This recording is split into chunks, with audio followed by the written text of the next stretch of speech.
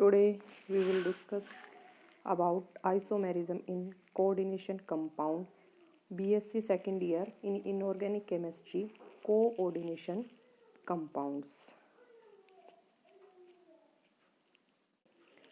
Isomerism in coordination compounds, जैसा कि नाम से क्लियर है, isomers, iso means same, isomers are the compounds which have same molecular formula but different structure and different physical and chemical properties.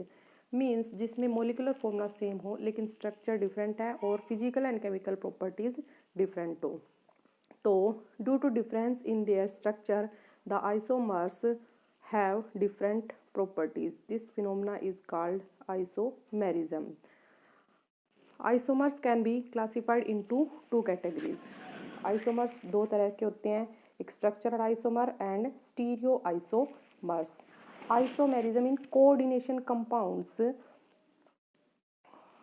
That is one is structural isomers and second is stereo isomers.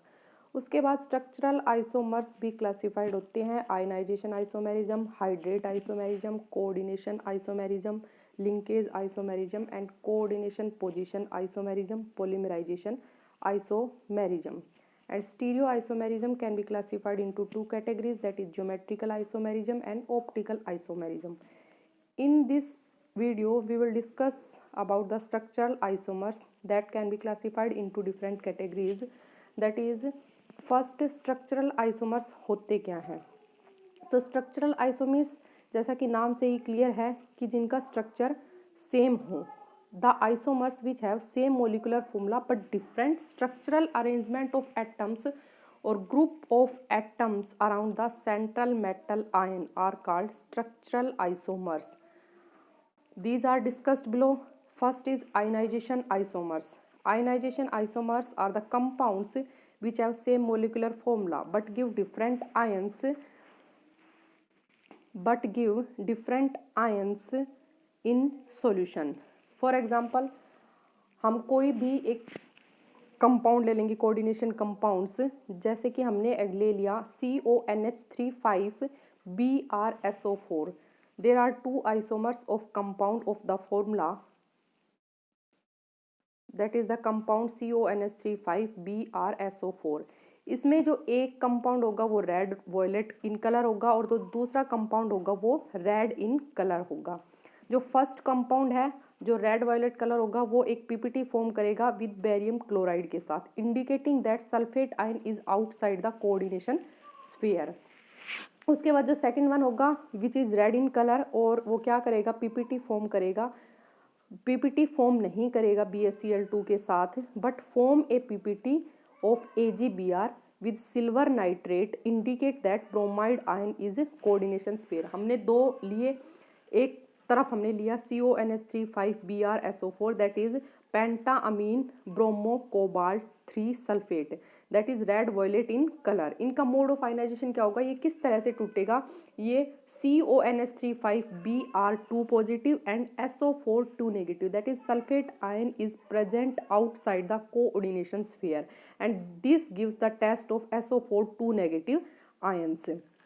Secondly हम लेंगे CONH3 SO4 Br coordination sphere के बाहर and IUPAC name of this compound is pentaammine sulphato cobalt 3 bromide, that is red in colour and gives test of bromide ion and this mode of ionization is CONH3 SO4 positive plus Br negative, that is Br is present outside the coordination sphere.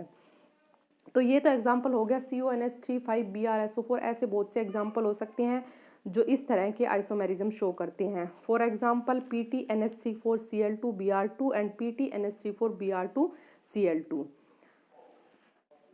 उसके बाद आ गया हमारा hydrate isomerism. This type of isomerism arises from the replacement of A coordinated group by water of hydration, means water of hydration. इसमें हम example लेंगे CrCl3 into 6H2O। इस compound के 3 isomer बनेंगे having the same molecular formula, जो हमने example लिया है उसके। तो इसमें जो कंपाउंड फॉर्मेशन होगी वो है हमारी, जैसे CrCl3 Cl3 एक कंपाउंड ये हो गया, CrH2O5Cl और Cl2 कोऑर्डिनेशन के बाहर into H2O, and third compound is CrH2O4Cl2. This is the coordination sphere, and out of coordination sphere Cl into H2H2O. First compound हम लेंगे CrH2O6Cl3. It does not lose water when treated with concentrated H2SO4 and 3 chloride ion precipitated with AgNO3.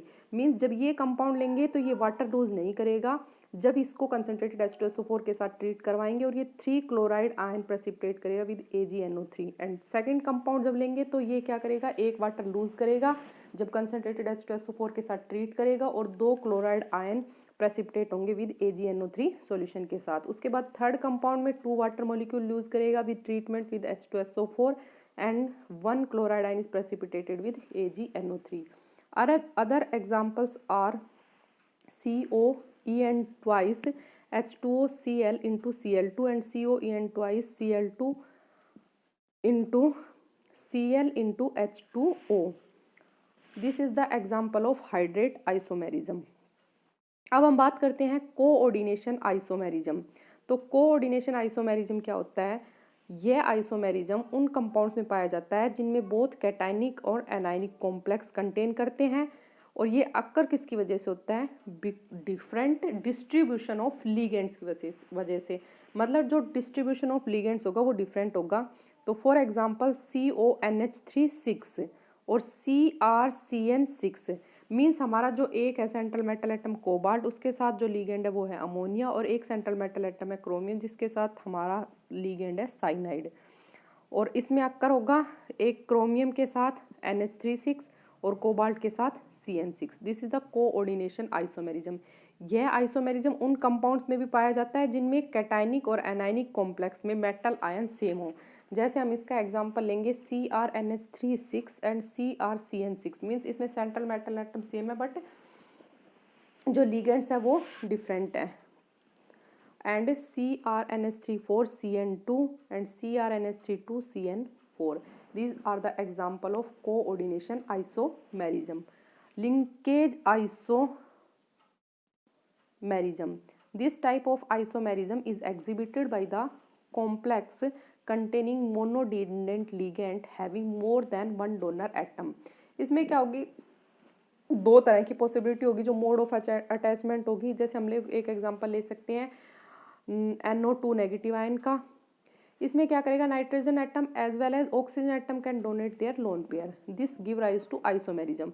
अगर nitrogen donate करता है lone pair को तो one particular compound form होगा, और अगर ऑक्सीजन डोनेट करता है लोन पेयर को तो एक डिफरेंट कंपाउंड होगा.